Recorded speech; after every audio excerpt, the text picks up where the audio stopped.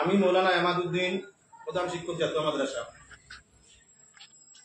আমি লাইভে উপস্থিত আপনার সামনে বিগত 2-3 দিন আগে করিমগঞ্জ শ্রীভূমি জেলার রামকৃষ্ণনগর পার্শ্ববর্তী ললুগাং এলাকায় একটি বিচার পর্ব উপলক্ষে সংক্ষিপ্ত 2-4টা কথা আপনাদেরকে জানাইতে চাই। প্রথমত, রাতাবাড়ি ললুগাঙ্গের একটি ছেলে মণিপুর কার্যরত অবস্থায় ছিল। তার সাথে তার কোনো এক বন্ধু ফোনে যোগাযোগ করেছিল এবং ফোন মাধ্যমে বাস স্ট্যান্ড হিসাব ও হাইলাকান্দি রাতাবাড়ির শেখুল হদিস সাহেব ওনাদের নাম ওনাকে জিজ্ঞাসা করিয়া ওই ছেলেটা বাস স্ট্যান্ড হিসাব নিয়ে কিছু অশ্লীল গালিগুলোজ করেছিল এবং ঈদে মিলাদুন্নবী ব্যবহারেও কটূক্তি করেছিল। তার পরিপ্রেক্ষিতে ওই ফোনকারী ব্যক্তি কল রেকর্ড করিয়া সেই কথাগুলা ফেসবুক মাধ্যমে ভাইরাল করেছে। তাই আমি মনে করি যে ছেলেটা কল রেকর্ডিং করিয়া ফেসবুকের মাধ্যমে গোটা সোশ্যাল মিডিয়ায় গোটা বিশ্বে ভাইরাল করছে, সেই বড় দোষী। নতুবা গালিগুলোজ তো বা রাজার আবরকে রানিও করে, বাপর আবরকে বেটাইও করে, মালিকর আবরকে গুলামেও করে। সোশ্যাল মিডিয়াত না আইলে এটাই আর কোনো অ্যাকশন কিচ্ছু হয় না।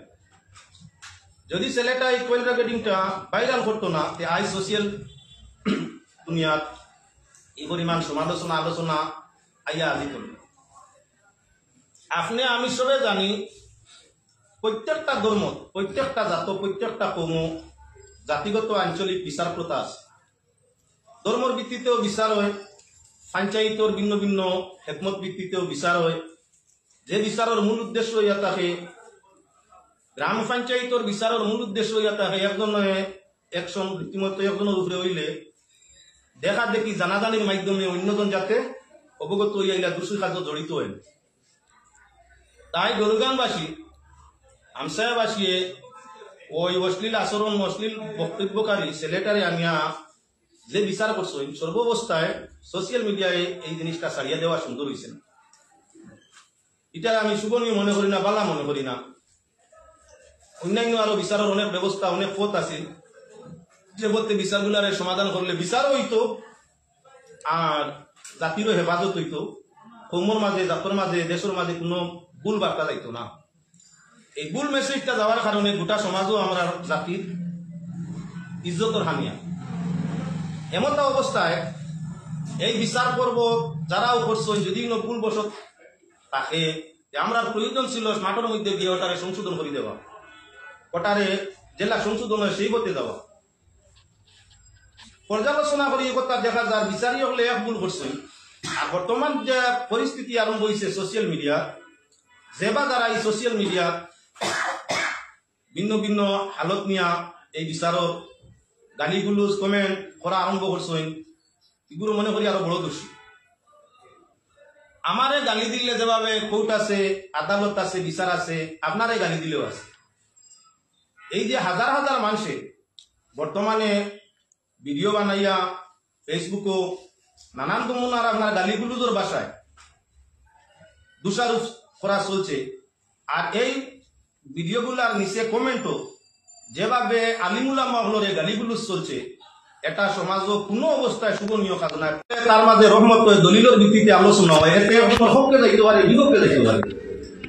আওয়ামুল নাসে বা সাধারণ যারা 1-2 বছর মাদ্রাসা পড়ছেন, এই জাতীয় আলিম হলে যেভাবে মুহাক্কিক আলিম হলে দলগত হিংসা নিয়া, জাতগত হিংসা নিয়া, ব্যক্তি হিংসা নিয়া যেভাবে গালাগালি আরম্ভ হয়েছে, এটা সমাজও কোনো অবস্থায় ভালো কাজ নাই।